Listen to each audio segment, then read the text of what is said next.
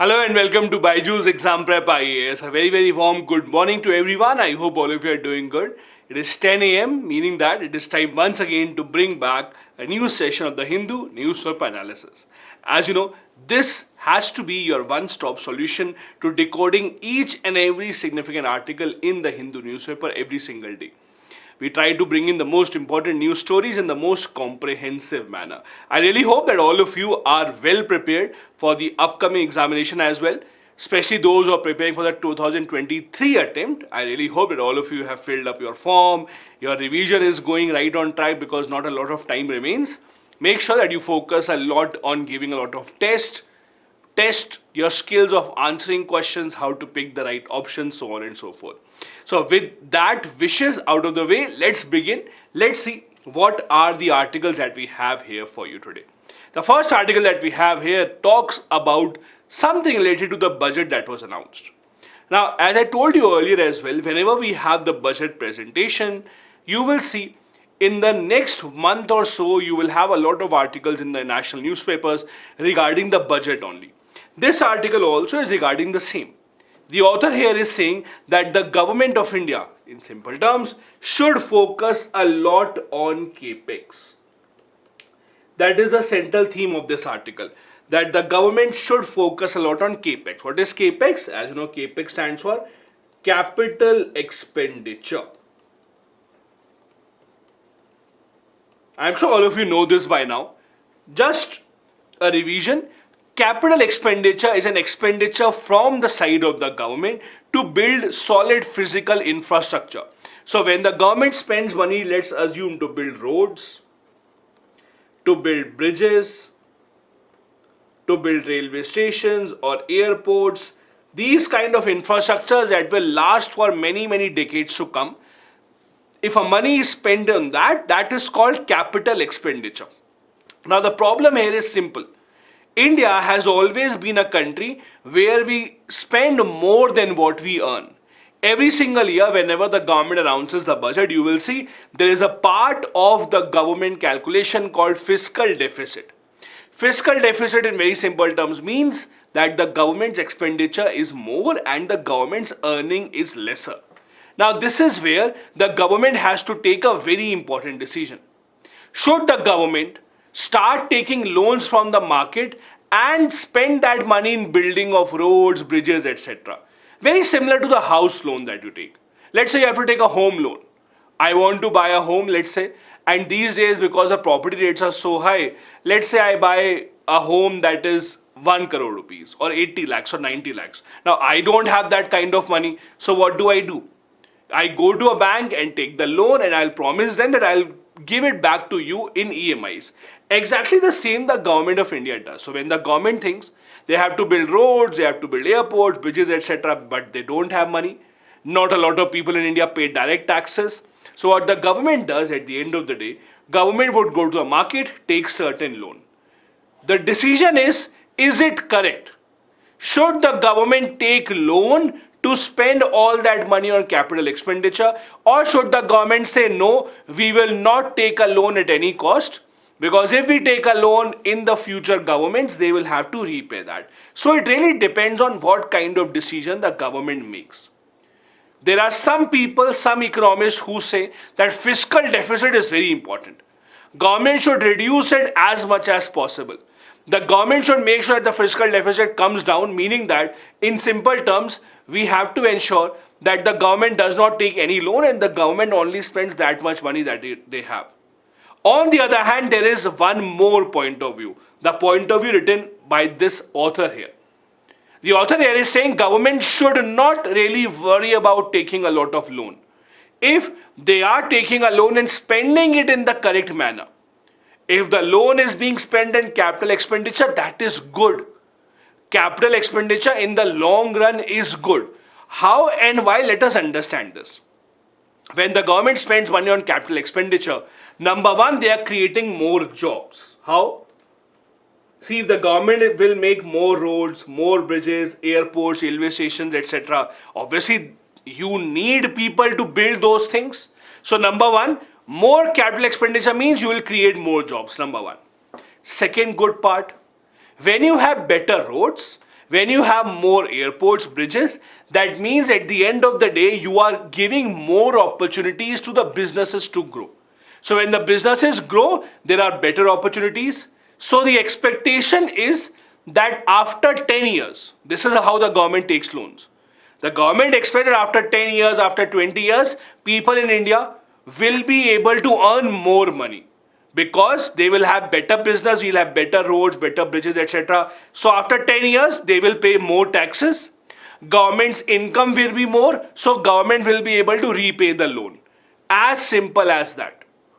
This is what the entire idea is. So when you say that the government should not take loan to spend on capital expenditure, the idea is the government thinks that by spending money on capital expenditure right now, what we will be able to do is, we will be able to ensure that people get more skills, people get more jobs, they have a better business, and after 10 years, 5 years, 12 years, they will be able to pay more money to the government in the form of taxes, and by that money, government's income will increase and the government will be able to pay back the loan. In simple terms, that is the idea behind capital expenditure. In that scenario, what the budget said this year was actually very, very optimistic. You saw in the budget, the government announced a significant increase in capital expenditure. The capital expenditure of the government will be increased by 3,20,000 crore as compared to the last year's revised estimates. However, the good part is Government of India is not taking more loans for that. Although government is increasing its spending on capital expenditure, how are they getting the money? They are cutting it from a lot of subsidies. The subsidies that we used to give. What were the subsidies? For example, Manrega budget has been cut down. Food subsidy budget has been cut down. Fertilizer subsidy budget has been cut down. So what the government has done in very simple terms, they have increased capital expenditure, but they have not taken a loan from the market. Rather, what they have done is they have cut down on the subsidies. The author here is not happy about that. The author is saying that capital expenditure is very important, but giving such subsidies also is as important as capital expenditure. Government should not have a problem in taking loans from the market because that is how most of the developing countries run. This is a point that the author is making. Yes, make more capital expenditure. Don't worry about taking loans because in the long run, when you give more skills to people, when you empower people more, they will pay back the government and the government will be able to fill all those loans. So government should not have to worry about that. As I told you earlier as well, a few days back, you have to understand, whenever you read these editorials, these are all opinion articles. This is what you call op-ed. Opinion article means whatever you are reading is the opinion of the author. You are free not to agree with that. So you freely can say, no, I don't agree with that. I think what the author is saying is wrong. That is entirely up to you. You cannot argue about facts. For example, the fact is that the capital expenditure number has increased, subsidy has come down. All that is fact. All that is pretty much something that you cannot disagree with. But the interpretation you can disagree with. For example, the author's interpretation is that the government should not shy away from taking a loan. You might say, no, I think government should not take so much loan. That depends entirely on you. Now, what exactly is the author saying in support of his argument? Number one, author is saying the more that the government spends in the form of capital expenditure, the better signal it gives to the private sector also. Because see, when the private sector does their business, you have to understand, they also want a better infrastructure. Just take a very simple example. Let's say you are living in any city in India. Doesn't matter how rich you are, doesn't matter how much money you have. At the end of the day, when you leave your house, you will go on the same road. At the end of the day, you will breathe the same oxygen that everyone else is breathing. When Mr. Ambani goes out of his house, he also goes on the same road. So if the road has a pothole, if the road's condition is not good, if there's water logging on the road, he will also suffer and the common man will also suffer. There are some things that only the government has to do. Doesn't matter how much money I have, doesn't matter how rich or poor I am, I can't improve the environment, I can't cut down on CO2 emissions, I can't build roads, I can't build bridges. So private sector, in order to do a better business, private sector, in order to ensure that they are actually being very successful and profitable, they are dependent on the government to spend all that money. So when the government spends money on capital expenditure, that is always a very positive sign for the private sector, and it has been seen in the past. The author says, look at 2007. In 2007, as a proportion of our GDP, government spent 42% of our GDP on capital expenditure, even beyond the numbers of China. So whatever our GDP was, 42% of it was spent on capital expenditure by the government in 2007. And the result was that in the coming years, we saw the highest ever growth that India has achieved. The growth of 8.5%, 9%, all of that growth was achieved because the government in that era was spending a lot of money on capital expenditure. So that is something that we should focus on. Secondly, the author here is saying that subsidies, etc., are not wasteful. For example, when the government is giving subsidies in terms of food security, fertilizer subsidy, etc., that is also helping people live a better quality of life. So government should not cut down on subsidy. Government should not shy away from taking a loan, because at the end of the day, as a developing nation, there are still so many people who are poor, who require the government's help. For them, subsidy should not be cut down. Now, the question here is, how is it that the government can arrange money for all of this? The simple answer is loan. Now, the problem here is, many people say, look at what is happening in Sri Lanka. Look at what is happening in, or what happened in Greece earlier. Look at what is happening in Pakistan.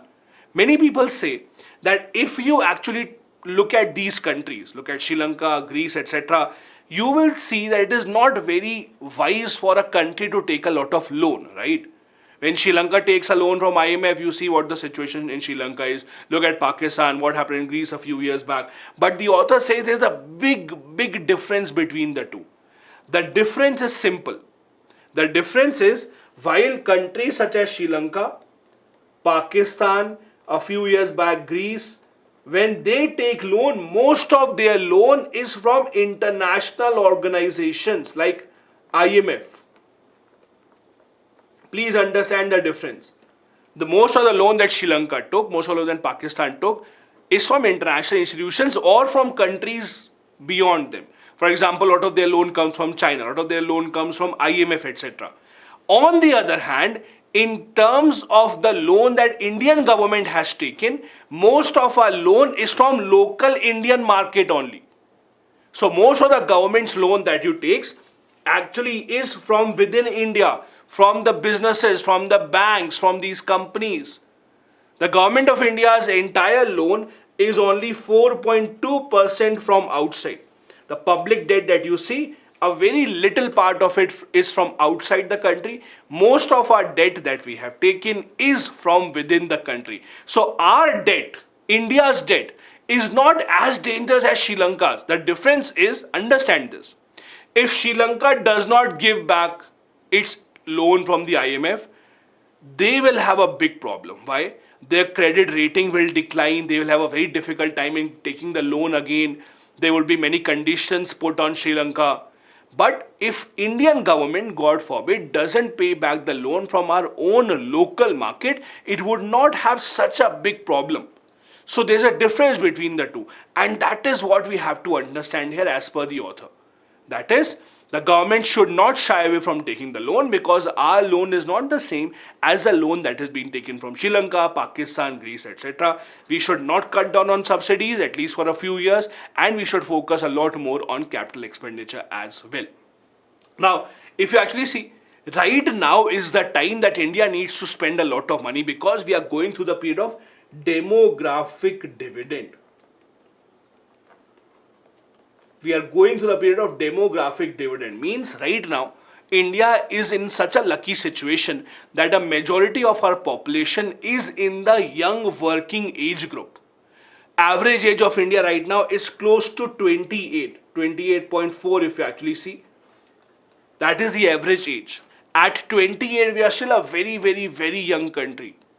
China has a much higher average age. Japan has even higher average age. That is why the world is looking at India so that they can get skillful people to work in different nations around the world. So the government of India has to give as much skills to our young people as possible so that they can become a part of the global workforce. That can only happen if the government of India does not cut down on its expenditure. This window of demographic dividend, where we have majority of our population as a young population, will not last for a long time. So in the coming decade, a couple of decades, India has to focus a lot more on giving more skills to our young people. That is how they can become a part of the global workforce. Now, I wanted to give an example of how exact numbers look like for capital expenditure so that you can actually get an idea what is that decline or increase in the capital expenditure. For example, look at this point, capital expenditure. From 2021-22, government spent 5.92 lakh on this. Next year, government in the budget said we will spend even more, 7.5 lakh crore.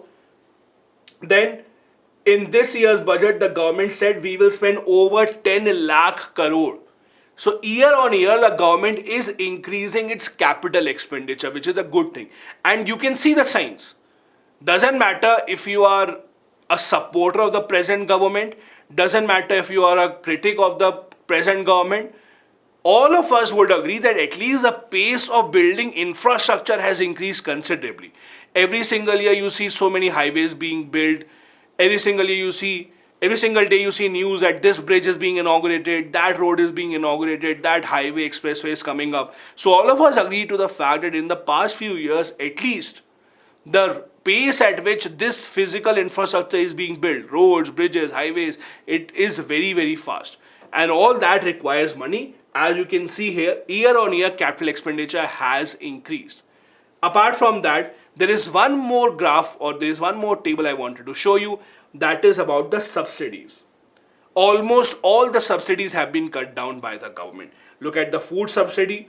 The numbers are even below 2 lakh crore, 1.97 lakh crore, much lower than earlier years. Fertilizer subsidy again 1.75 lakh crore, much below the last year's 2.25 lakh. Petroleum subsidy again from 9,000 crore cut down to only 2,200 crore. Other subsidies also, so all the subsidies are coming down. This is what the author does not agree with. Author says that the government should rather spend money on subsidies and take loan from the market, because if the government takes a loan, government will be able to repay it back because the people will be more skillful, they will pay back the money to the government. I also wanted to give you a very simple point by point data about the good and the bad part of capital expenditure. We have already discussed it.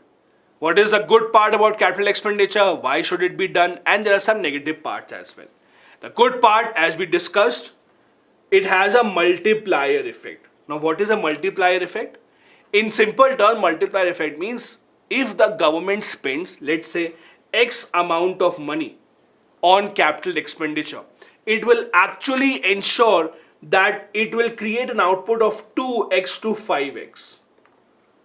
Meaning that because the government is spending money, what will happen is someone will get the job of building that road. That person who earns the money will spend that money in buying ration or traveling. That money will then go to someone else's hands. So that person will also earn money. So it actually becomes a cycle. The worst part about any economy will be when people stop spending money. Every economy is a good economy until people just keep spending money. Because if you keep money in your bank account, the problem is the money is not circulating, it's not changing hands. So this will have multiplier effect. It boosts the infrastructure, it helps in human capital, the skill development takes place. You are able to ensure that there is a lot of investor confidence. When the government keeps on building these infrastructure, investors also like it, they also want to give more money. All these are good signs for capital expenditure. On the other hand, there are some problems as well. See, when you have a lot of capital expenditure, it also increases the possibility of corruption.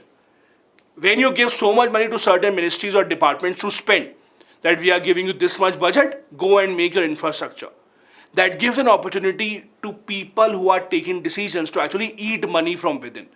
So more expenditure means more chances of such scams and corruption coming out. So capital expenditure, while it is good, has to be done very, very carefully, has to be done in order to ensure that there is no one who is actually eating money from within. Then it should be on infrastructure, right? But the problem is we ignore money to be spent on education, health, etc. Because health, education subsidy, health subsidy, that doesn't become a part of the capex expenditure. Capital expenditure is separate. By focusing more on that, we kind of ignore education and health. Also, spending money can become a key factor in raising the fiscal deficit. Fiscal deficit can be problematic for the future governments when the future governments come in, when they have to repay the loan. All of that becomes a big, big issue. So as I told you, there are good and bad parts of capital expenditure. Doesn't matter what the question is, I'm pretty sure you would be very, very, very, very well prepared to write such kind of an answer.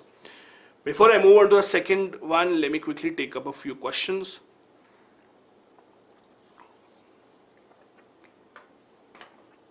Okay. Shankar is saying, what about corporate ECBs? Okay. External commercial borrowings, will it have the same effect on country as a government external borrowing? So the idea that the author is making is, the author is not saying the government will not pay back the loan or nothing.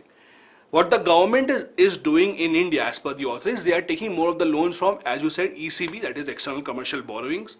So the condition that IMF imposes, the condition that other international organizations impose, those are much stricter as compared to what our corporate sector would impose on the government if they're giving a loan to the government. So government can negotiate with them a much better deal. Government can have a much longer repayment tenure. They are not saying that the government will default. So far, it has not happened that the government of India has defaulted any of the loan payments. It will not have a negative impact on the economy as long as the government is paying back the loan on the agreed terms. Okay, I'll take one more question. Khushi is saying most of the time subsidies are misused. What's your say on this? Is cutting down subsidy good or bad? So I would just advise you one thing. Statements such as these, that most of subsidies are misused, etc., etc. As a UPSC aspirant, you have to make sure that when you're making such statements or writing such statements, you have proper data. It is a misconception, or I won't say misconception, but this is a very generic thing to say. Oh, subsidies are being misused. Do you have data? Do you have reports that show the same? So for example, there is data to show that yes, fertilizer subsidy is misused a lot of times, but the same cannot be said about many other subsidies now. Because of the direct benefit transfer, because of a lot of things being online now, the leakage in the subsidy, as you call it, has come down considerably. Yes, the government is still working on improving the delivery of subsidies. Fertilizer subsidy is a big problem still because the fertilizers that the farmers get at a very cheap cost, they then sell it across the border, sometimes to Bangladesh also, sometimes they resell it in the industries also. So government is trying to ensure that fertilizers such as urea are not being able to use by industries. But I don't think the solution to subsidy leakage is to cut down the subsidy. It's like saying that you waste food when I serve you food, so I'll not give you food from tomorrow. That is not the solution. Not giving you food will only starve you. So there has to be a balance between the two. If your mother gives you food, you're wasting your food, the mother has to give you better lessons. The mother doesn't have to stop giving you food. So similarly here also, yes, fertilizer subsidy or other subsidies being wasted, I agree to that point, but I don't think the solution is to cut down the subsidy altogether. It has to be better utilization of that.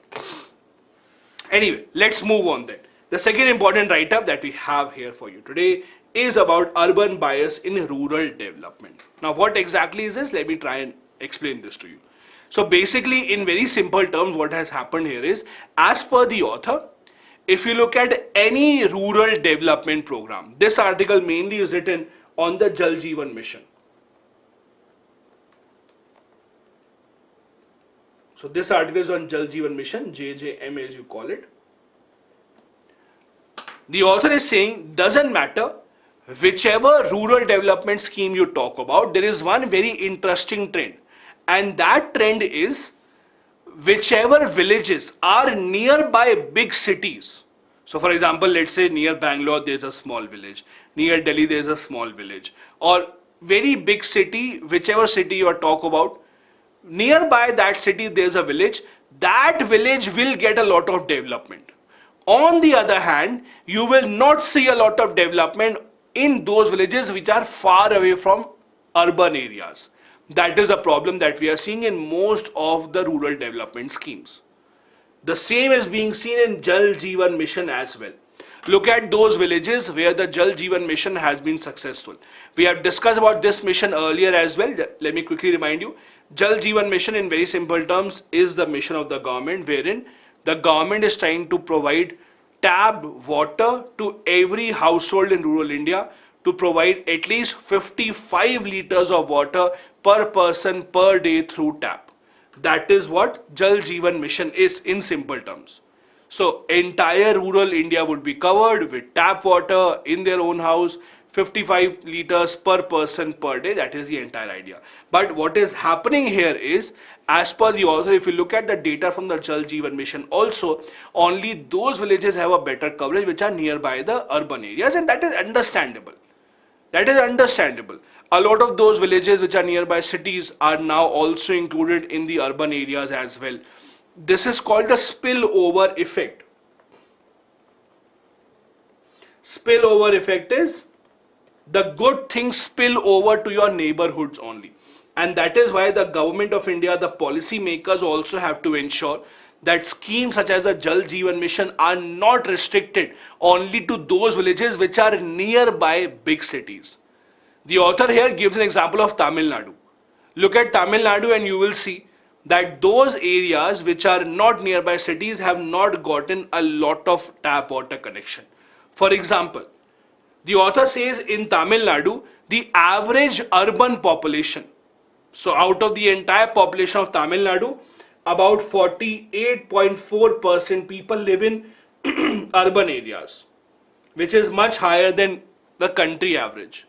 However, if you look at those villages which have the lowest performance for the Jal Jeevan Mission, look at those districts where the Jal Jeevan Mission has given the smallest number of tap connections. Those are the villages that have urban population of only 31%. So it gives you a very direct connection.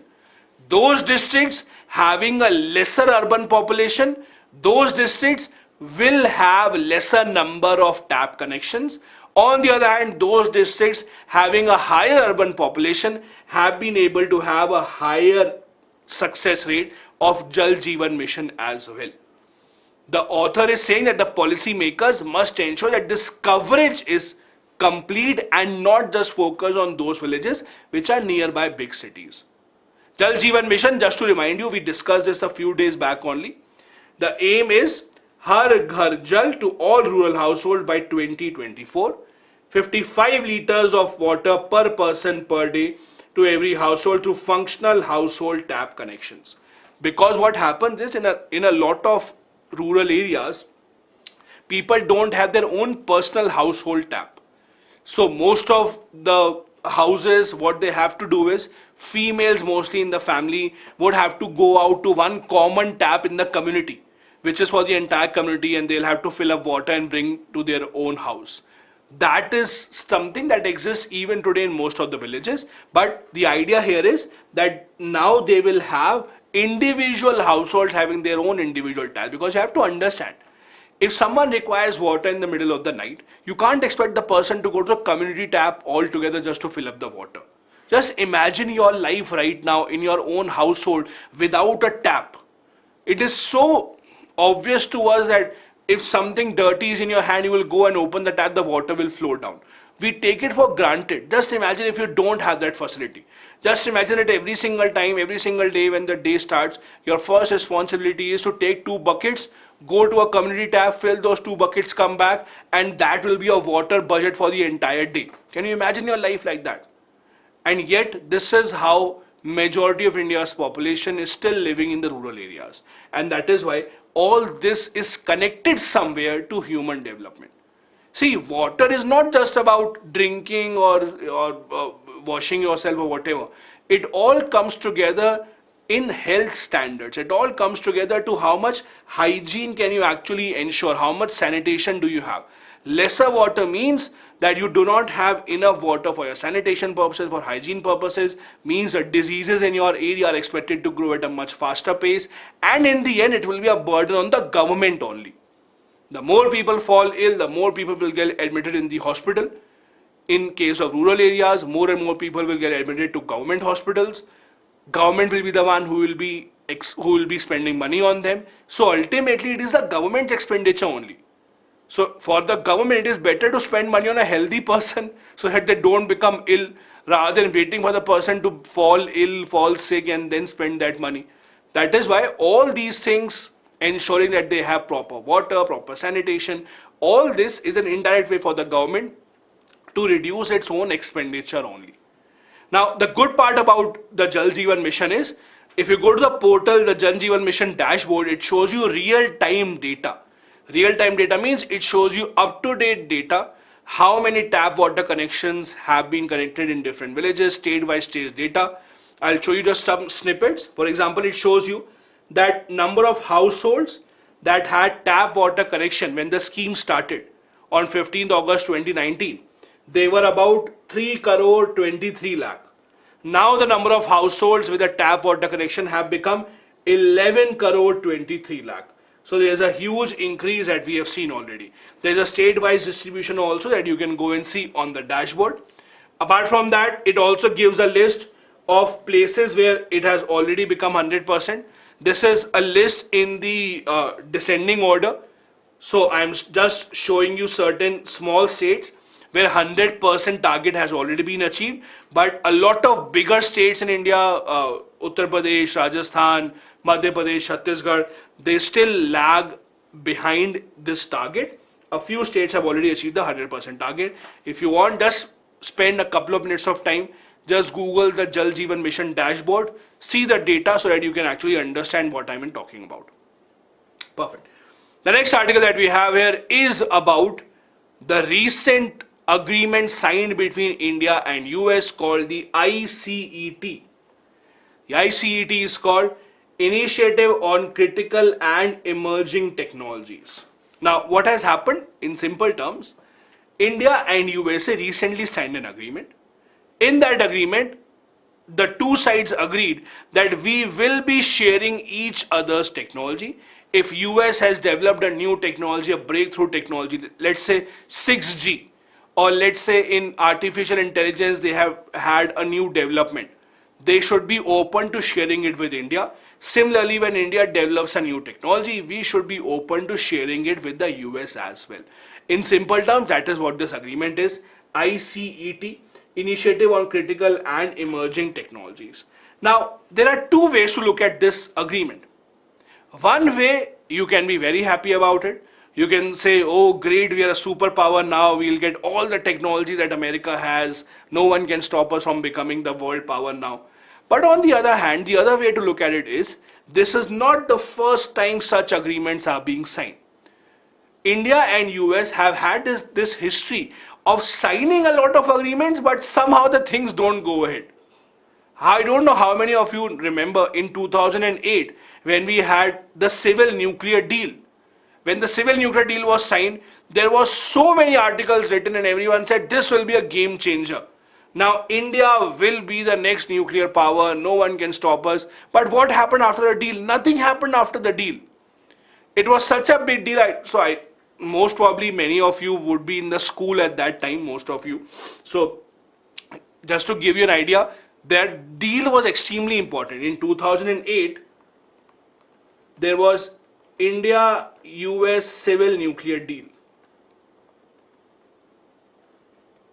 So I'll tell you what happened. It's a very interesting story. It was a Congress government when this deal was being signed. Dr. Manmohan Singh was the Prime Minister. It was a coalition government. So there were multiple parties that were together to form the government. One of that party was CPI.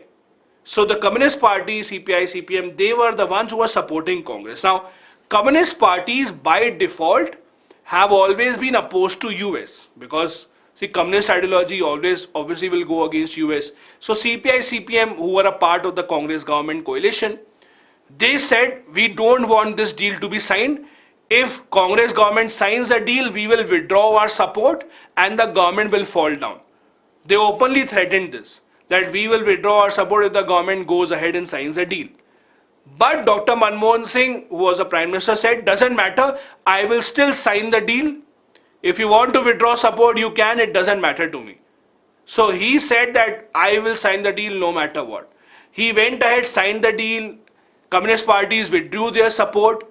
The good part is, in place of them, TMC, Trinamool Congress, came in and started supporting the government, so government did not fall down. So it was a deal that was signed as a way of Prime Minister, in fact, taking that risk that I am ready to leave my position, I am ready for the government to fall, but I want to sign this deal. But what has happened with that deal? Almost nothing. The deal was that we will get civil nuclear technology from US, but again, it has just not culminated into anything. Why? The problem is very simple. In these types of deals, I'll tell you the biggest problem. The biggest problem is, let's say India and US have signed the deal, okay? And as per the deal, a nuclear company of US says that I will go and set up a nuclear power plant in India. So far, so good. The problem starts on something called indemnity clause.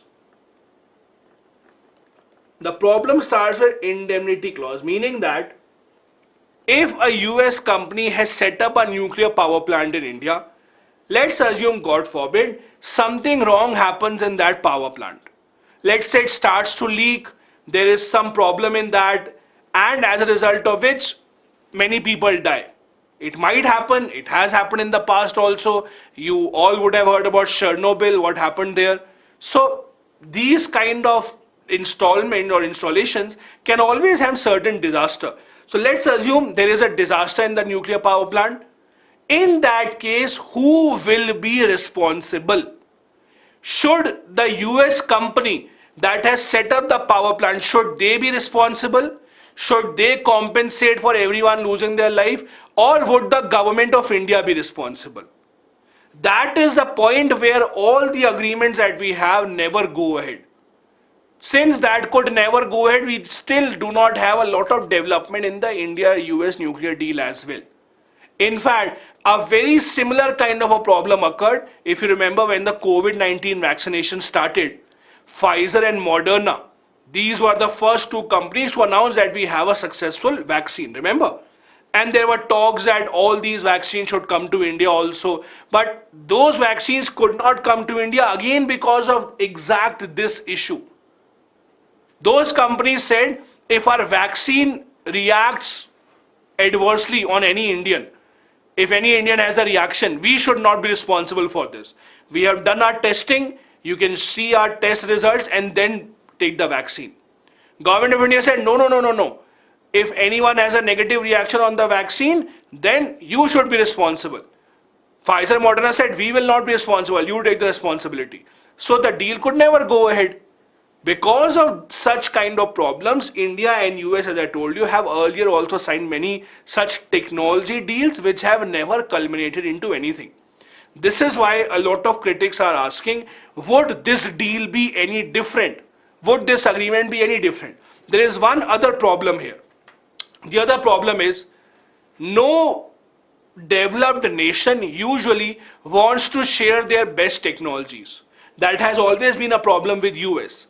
Whenever we go ahead with the US, whenever we buy any weapon, the problem is US will never sell its best weapons. They will say, no, this is for our military only. We tell them or we ask them, give us the technology, how did you build it? They'll say, no. We will build it for you, we will not share that. That is why India, at least in the Cold War, was more focused on buying weapons from Russia. Because Russia, for example, look at the S-400 missile defense system. The S-400 missile defense system that we have bought from Russia, Russia also uses the same. So they don't say that we will use S-400, but we'll give you a lower version of it. No, they don't do that. So we are happy buying it from them. Even with France, Look at the Rafale plane agreement that we had. Part of the Rafale plane agreements was that they will send us 36 of them, and then technology will be shared so that we can make our own. That is something the US does not do with us usually, because they are like, no, no, no, it is our technology, how can we give it to you? So it remains to be seen whether in this agreement also, do we have any specific or any credible technology that is shared. If you look at this agreement, it has 6 key pillars that we are talking about. First, strengthening innovation. Second, defense innovation, technology cooperation. Then, resilient semiconductor supply chains, space, STEM talent, and next generation telecom. These are the areas where the countries will be ready to share technology with each other. Now, as I told you, many critics are saying nothing will change. We have already had so many agreements, no technology is shared. But on the other hand, people are saying something might change now. Why? Because today's India is not the same as what we had earlier. India is progressing. We are more powerful than ever. We also have new technologies that US also might be interested in getting from us. So maybe because now India also has more to offer as compared to what we used to have earlier, maybe this is a good time that this deal can actually be successful. But only time will tell. In the past, it would be wrong to say that US has not helped us. US has helped us in most of these areas, except the fact that they have not really shared the top of the line technology. In the earlier years in 1960s, 70s, all Indian nuclear scientists were trained in US. The problem started when India conducted its nuclear power test. The nuclear power plant or the nuclear weapon test that we first conducted in 1974, that did not go well with US, and the Pokhran test, the second one, again did not go well with US. But before that, we did have considerable collaboration between the two. The IITs, IIMs that we are so proud of, they were also set up with a lot of collaboration from US. A lot of pass outs from these institutions have gone on to work in US, have given a boost to US economy. So there is a history of collaboration between the two, but again, top of the line technologies are usually not shared, and that is what we are focusing on. India is hoping right now, what is our hope? Our hope is that we get aircraft technology, fighter aircraft technology. Now the problem is, fighter aircraft technology is something that USA is very proud of. Usually the most advanced fighter aircrafts are built in US only, mostly. So they are very proud of that technology. They usually don't share it with anyone. But India wants to have that kind of a technology only. In 1987, US agreed to help India in our light combat aircraft, the Tejas program, and said that we will give you our engines for this. We will not tell you how to make them. Do understand the difference. US said, no, we will not tell you how to make those engines. We will give you those engines for your light combat aircraft, don't worry. But again, because of our nuclear test, the US said, no, no, no, we will not give it to you now. So the history between the two sides does not give a lot of confidence to anyone. That is why many people are saying that this program also might not be very successful about sharing of technology. But with the rise of China, with the rise of Russia against US, maybe US this time will be more tempted to give their best technologies to India, because they also want a country that can go ahead and stand against China. There are also some other irritants in the relationship between US and India. For example, US has always, for some reason, been pretty close to Pakistan. Pakistan has been given the status of major non-NATO ally, which India also does not have. India is a good friend, good partner, but Pakistan is given the status of major non-NATO ally. India also does not have that status. Also, laws such as CATSA, they have been threatened. Indian government have been told, don't buy weapons from Russia, we'll put sanctions on you through CATSA, etc. So there have been certain irritants in the relationship between the two sides. Whether or not we are able to now ensure that those irritants go away, whether we are now able to actually get the manufacturing license for those aircraft engines that they talked about, still remains to be seen. India's top priority, again, as I said, is mainly in the field of aircraft technology, their engines. If they can be transferred in terms of technology, India will be more than happy with this agreement. This ICET is extremely significant for India only if it becomes successful. What is the significance? First, an assertive China, as we are seeing in the past few years, China has not shied away from being openly aggressive against multiple nations, including India. They have been at our border more than once. They have been open to asserting themselves. They have been open to attacking on the border, which they were not doing earlier. India-China border, although tense, but usually was always considered to be a very peaceful border. But that has changed in the past few years. So now India has to focus on that as well. India also is looking to have an alternative to Russian military technology. See, although in the past few years, India has diversified its buying of weapons, but the fact remains that even today, most of our military equipment is of Russia only. The problem is now we are seeing that Russian weapons might not be as effective because we are seeing what is happening in Ukraine-Russia war. In Ukraine-Russia war, the Russian weapons are not doing the job as they were supposed to do. Most of the weapons from Western nations which are coming to Ukraine are performing much better. So it's also kind of a warning sign for India that we also have to diversify our buying of weapons. India also has to develop more technology because we still have a lot of issues that we have still not been able to resolve in India. Education, health, skill development. New technologies may be able to help us with that and will help us grow better economically. This is what our expectation is from the ICET. Whether or not it translates into reality remains to be seen in the coming few months. The next article that we have here is about a very small interesting concept called Vostro accounts. Now what exactly are these? Basically it was in the news why recently 20 Russian banks opened up their special rupee Vostro account with partner banks in India. Now what exactly is Vostro account? Let's take an example in very simple terms. Let's say there is a Russian company that is selling something to an Indian company. Okay. Let's say Russian company sold oil to an Indian company. Now Indian company has to pay them money, obviously. Now how do they pay them money? There are different ways to do that. Because Russia right now is facing multiple sanctions, so we cannot give them money in dollar, euro, etc. Now what will happen? What will Russian company do is, they will have a bank account in a Russian bank. They will have a bank account in their own Russian bank. What this Russian bank will do, they will open up an account in an Indian bank. Let's say SBI. This Indian company will deposit Indian currency in SBI. This SBI account of a Russian bank for a Russian company will be called a Vostro account. That is what Vostro account is. So Vostro account in simple terms is an account that you set up in the other country's bank where the customer who has bought something from you, they can actually deposit money in their own local currency.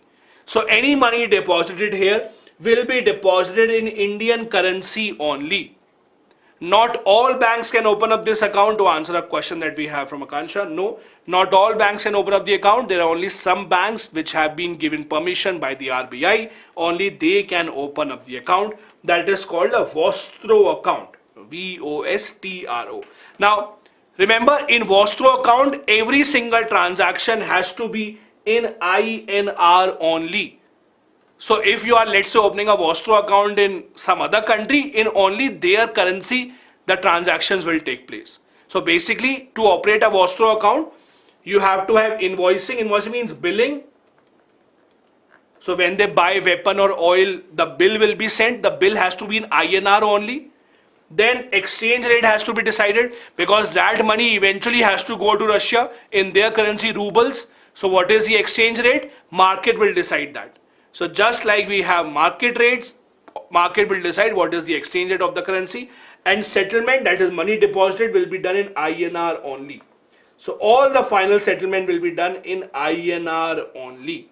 That is how this works.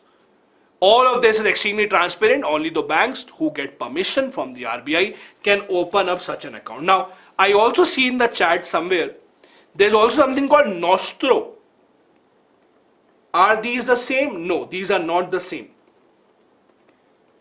There is something called Vostro account and there's something called Nostro account as well. Let me give you an example. So basically, let's see this and you will get this example very, very easily.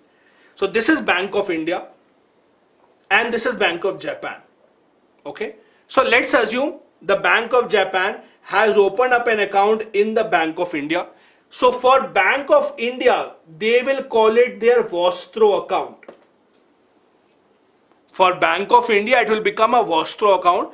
The same account Japan will call their Nostro account.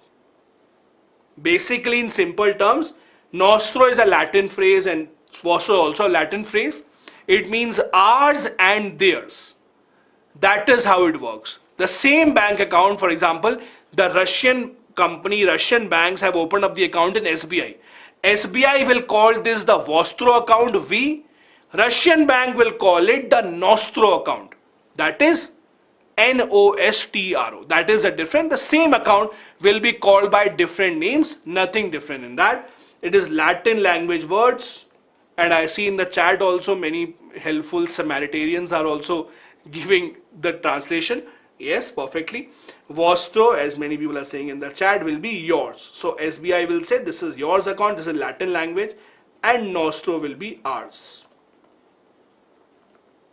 Not all banks can do that. Domestic banks need approval from Apex banking regulator, means RBI in this case, to open up this account. Also, there are certain compulsions. For example, you cannot open up an account for a country mentioned in the FATF as a high risk country. So FATF, the same organization that publishes grey list, blacklist, etc., they publish a list of high risk countries also. Those high risk countries cannot have their accounts or cannot open up Vostro accounts or Nostro accounts. That is how it works. This brings us to the end of today's session. I hope it was helpful. I hope you got to know a lot of new things today as well.